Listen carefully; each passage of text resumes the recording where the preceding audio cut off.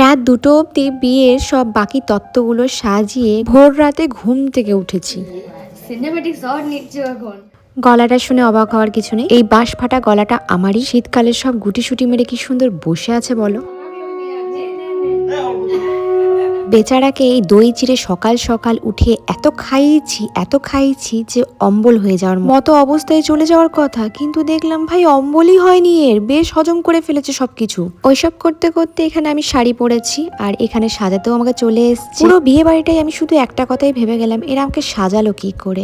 এত সারাক্ষণ বকবক করেছি যে মাঝখানে একটা স্প্রে দিয়ে হাওয়া করে ঘুম পাড়িয়ে দিয়েছিল আমাকে, মানে ওই নেশার মতো লাগছিল কিছুটা।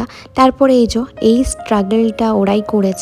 ওই ছোট ছোট বয়কাট চুলের মধ্যে যে কি করে এত বড় একটা খোপা বানালো ভগবান জানে। মাও এখানে চুলটা বেঁধে নিল ফাঁকে। এখানে আমার সুপুত্র খেলছিল কম, সব বাচ্চাগুলোকে কোলে নিয়ে ঘুরে বেড়াচ্ছিল, সবার সব দায়িত্ব ওই নিয়েছিল।